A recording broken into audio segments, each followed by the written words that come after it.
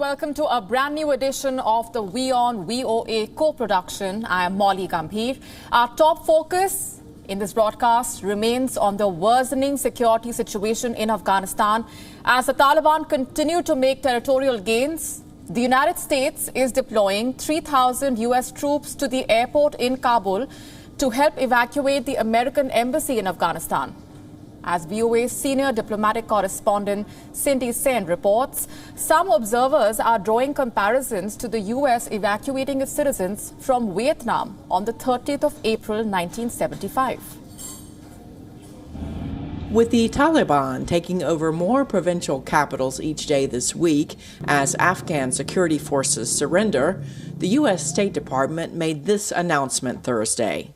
Accordingly, we are further reducing our civilian footprint in Kabul in light of the evolving security situation. We expect to draw down to a core diplomatic presence in Afghanistan in the coming weeks. In order to facilitate this reduction, the Department of Defense will temporarily deploy additional personnel to Hamid Karzai International Airport. Secretary Blinken, together with Secretary Austin, had an opportunity to speak with President Ghani to coordinate our planning earlier today. Let me be very clear about this. The embassy remains open, and we plan to continue our diplomatic work in Afghanistan. At the Pentagon briefing, Press Secretary John Kirby gave more details, saying the first movement of U.S. forces to the region will consist of 3 infantry battalions. Those 3 infantry battalions will comprise approximately 3,000 personnel, and they will be in addition to those troops that are already in Kabul as we conduct, in the process of conducting our drawdown. So we still have more than 650 troops in Kabul right now. These 3,000 will join them there. Asked what message this drawdown of diplomatic personnel sends to the people of Afghanistan, Price said it is not one of abandonment. But some American military veterans and other observers say this rapid retreat reminds them of the humiliating evacuation of the last Americans from the embassy rooftop in South Vietnam on April 30th, 1975, as Saigon fell to communist forces from North Vietnam. Just 1 month ago, President Joe Biden strongly rejected any comparison. The Taliban is not the North Vietnamese army. They're not remotely comparable in terms of capability. There's going to be no circumstance where you see people being lifted off the roof of an embassy of the United States from Afghanistan. Biden has repeatedly said there is no military solution to the decades-old war in Afghanistan and has praised U.S. forces for accomplishing their mission of defeating al-Qaeda and killing its terrorist leader Osama bin Laden in 2011. Biden said it is now up to Afghans to fight to defend their country against the Taliban. State Department spokesman Price refused to say whether the U.S. Embassy in Kabul will stay open in its present location or move to the airport, potentially to be guarded by U.S. troops. Cindy Sain, VOA News.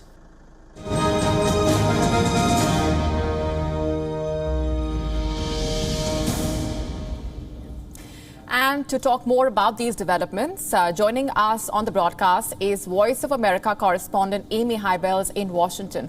Hi, Amy. What do we know about the number of Afghans who have had to leave their homes because of the worsening security situation? Well, tens of thousands of Afghans have fled their homes in search of safety, many of them fleeing to the capital city of Kabul. VOA's Aisha Tanzim is actually on the ground in the capital city of Kabul. She spent some time visiting a local neighborhood that's basically been turned into a camp for those that have been displaced after the fierce fighting in Kunduz. Let's take a listen to what she learned about what these people are going through right now. Now, I tried to go inside with my team, but these people were very anxious about having us take pictures of their women and children. People in Kunduz are very conservative. As you see, lots of trash as food and water is being provided for these people. But we heard heart-wrenching stories. We saw people in tears. These people have nothing now, and they have no hope for their future. Several of them said that they see their future is very dark. What is going to happen to them? We don't know. The Taliban have taken over most of the north. Fighting is intense in parts of the south. And what I see around here in Kabul and hear from people in other parts of Afghanistan is that they are more and more hopeless by the day. Aisha Tanzim, VOA News, Kabul. Amy, as Aisha was telling us, this has been an extreme cause of concern given the worsening security situation. Now, the deployment of additional troops as well. Does the August 31 drawdown date remain? Well, during the Pentagon press briefing yesterday, the Pentagon spokesperson, John Kirby, said that the drawdown is still on track to be complete by the end of August. But, you know, that's just 18 days from now, and the U.S. is sending an additional 3,000 troops. He said he's not going to speculate if those troops will stay after August 31st, and he was adamant in saying this is not a combat mission. Now, in addition to the 3,000 additional troops being sent to Kabul to assist with the embassy drawdown, we've learned that 1,000 members of an Army Air Force task force are being sent to Qatar to help with visa applications. Remember, there are still thousands of Afghans that are still in country trying to leave on those special immigrant visas. These are the folks that helped the U.S. military over the past nearly 20 years. They worked as translators or in other capacities, helping to assist the U.S. with its efforts in Afghanistan, and they desperately want to leave. Now, we've also learned that up to 4,000 troops from Fort Bragg in North Carolina are being sent to Kuwait. They'll be placed on standby in case more troops are needed for that mission that is unfolding at the embassy as they are trying to draw down additional civilian staff. Now, remember, the U.S. continues to support the Afghan forces with limited airstrikes, but those are set to end on August 31st. And at this time, we don't know if U.S. President Joe Biden plans to extend that deadline, because right now that air support ends for them on August 31st. Now, the U.S. is ending its nearly 20-year combat mission in Afghanistan after a deal that former President Donald Trump signed with the Taliban back in 2020. Right. Stay with me, Amy. Let's now shift focus to the latest on the COVID-19 crisis. As new coronavirus variants emerge and reports show some vaccines declining in efficacy, countries, mostly in the developed world, are getting ready to provide booster shots. VOA correspondent Mariama Diallo telling us more. I think what we need to do is keep reminding everybody here that it's not one pandemic in the US and another pandemic in Africa. This is a global pandemic. The boosters are becoming necessary partially because of the duration of immunity, which means we're not vaccinating people around the world fast enough to reduce the risk of infections.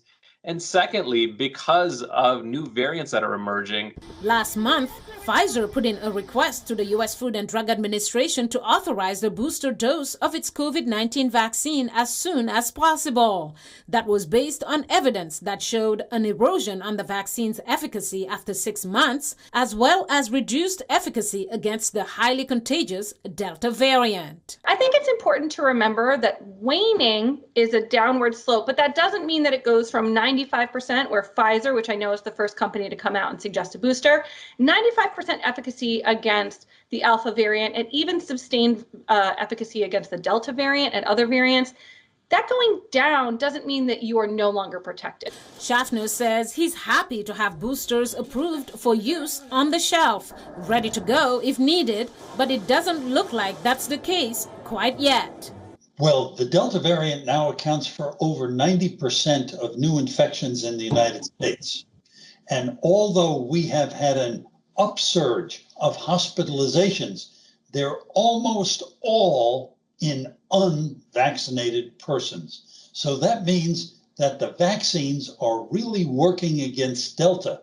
They're keeping vaccinated people out of the hospital. And that, of course, was the principal goal of the vaccines. And it's important to differentiate between immediate needs versus intermediate and long-term needs, Udayakumar says. In the long term, we know that we have to ramp up significantly vaccine manufacturing capacity, and a lot of investments have happened. We're now starting to see investments in low and middle income countries, including in India, in South Africa, in Senegal. On Thursday, Moderna said its vaccine continues to be 93% effective 6 months after the second dose. The company also said it believes a booster shot will be necessary before winter. Meanwhile, boosters could play a role for a particular group, Schaffner notes. One of the groups that we're concerned about here in the United States, and I think also in Europe and around the world, are people who are immune compromised. You know, their immune system didn't respond as well to the vaccines because they are immune impaired. And the question is, could those people benefit from a third dose? And that might well be. You might even think of it not so much as a booster, but actually a 3-dose initial series. Mariama Diallo, VOA News.